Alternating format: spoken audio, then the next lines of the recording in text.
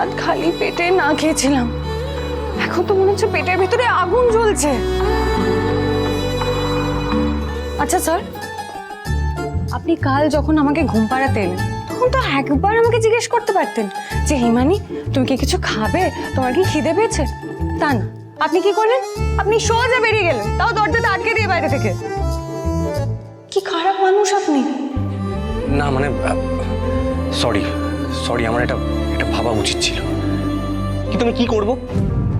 কালকে তুমি যা কাণ্ড কারখানা করলে, তারপর আমি কি করতাম? এমনিতেই নেশার ঘরে আমাকে আপনি থেকে তুমিতে নামিয়ে এনেছো, তারপর ওই ঈশার বন্ধুটাকে টেনে তো একটা চড়ই মেরে দিল, তারপর ঈশাও পড়ে গেল। উফ, তুমি আর বেশিক্ষণ ওখানে থাকলে তুমি যে কি কি করতে আমার ভাবতেও ভয় করছে। তাই জন্যে সবার সামনে থেকে সরিয়ে তোমাকে এখানে নিয়ে এলাম, যাতে তোমার সম্মানটা না যায়। তাই জন্যই সোজা ঘরে নিয়ে এসেছি আমি। স্যার, আপনি আমার জন্য এত ভাবেন? না না, আমার যেটা মনে হয়েছে আমি সেটাই করেছি। আসলে আসলে তুমি যে রাতে কিছু খাওনি আমি সেটা বুঝতে পারিনি।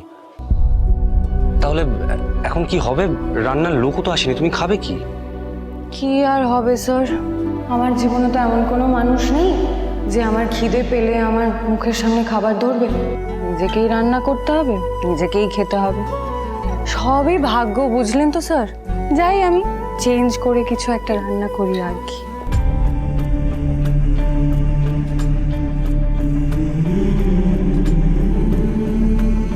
সত্যি তো, আমার ভুলের জন্য মেয়েটা সারা রাত না খেয়েছিল, ভালো করে ঘুমোতেও পারেনি। আমার কি এখন কিছু করা উচিত? কিন্তু কি করব আমি?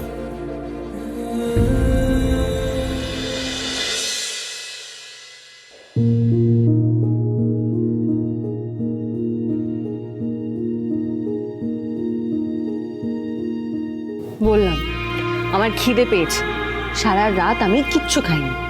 সেটা শুনে তো মানুষ বলে আরে আমি তোমার জন্য খাবার নিয়ে আসছি, কিন্তু না, উনি সেটা বললেন না।